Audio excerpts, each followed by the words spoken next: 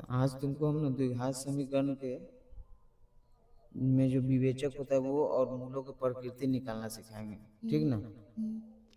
अब सबसे पहले तुमको क्या करना होगा कि द्विघात समीकरण जो क्वेश्चन है ना पढ़ने आना चाहिए। तो इसका नाम है 2x² प्लस 5x माइनस 3 बराबर में 0, ठीक।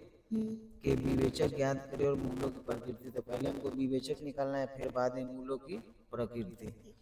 अब इसको शुरू कैसे करना होगा, तो सबसे पहले ना तुमको ए बी सी छांटना पड़ेगा, ठीक ना। तो सबसे पहले तुमको लिखना पड़ेगा यहाँ ए को अलग करना होगा। तो जो एक्स स्क्वायर के आगे रहता है ना वही ए होता है। तो एक्स स्क्वायर के आगे कितना है, तो ए बराबर कितना हो गया 2, ठीक। ए के बाद क्या निकालेंगे बी। अब जो इसके बगल में जो रहेगा ना एक्स के आगे तो वो तुम्हारा बी हो जाएगा। तो कितना है यहाँ पे 5, तो तुम 5 लिख लो यहाँ, ठीक। अब उसके बाद क्या होता है सी। तो से पहले तुमको ना इसे तथा लिख देना है, ठीक ना। अब सी के जगह पर देखेंगे लास्ट में जो ए में कोई ए बी सी डी वाला नहीं ना है, अकेले ना 3 है। तो यही तुम्हारा सी हो जाएगा। तो माइनस रहेगा ना तो माइनस को लेके चलना है, ठीक ना। तो ये माइनस है तो माइनस लिख दिया है। अब तुमको क्या करना है कि विवेचक निकालना है, ठीक। तो लिखेंगे हम लोग इसीलिए, कैसे लिखेंगे इसीलिए, एक ऊपर और 2 को नीचे करेंगे ना तो इसीलिए हो जाता है। तो इसीलिए हम लोग लिखेंगे विवेचक बराबर, ठीक। तो विवेचक बराबर का जो सूत्र होता है वो होता है b² माइनस 4ac। क्या होता है b² माइनस 4ac, ठीक है ना। तो ये विवेचक का सूत्र हो गया।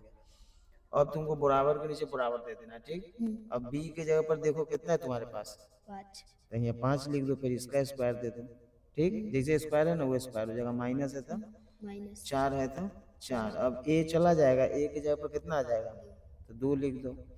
फिर सी चला जाएगा, सी की जगह पर कितना आ जाएगा 3 नहीं -3।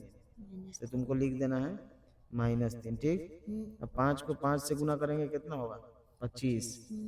ये माइनस मिल जाएगा तो क्या हो जाएगा।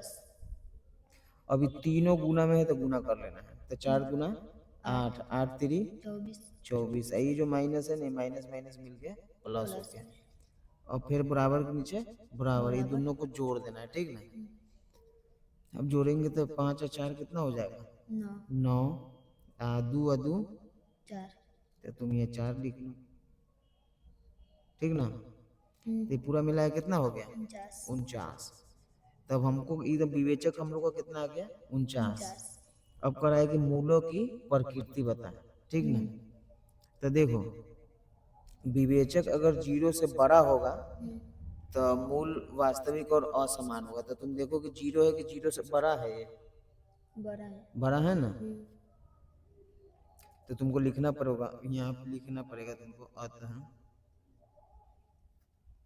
ऐसे तुमको ऐसे मुंह घुमा के यहाँ 0 लिख देना है, बस ऐसे कर देना है, ठीक है। इसे पता चल गया कि 0 छोटा हो गया 49 बड़ा हो गया।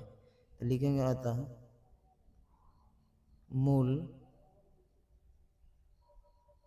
वास्तविक और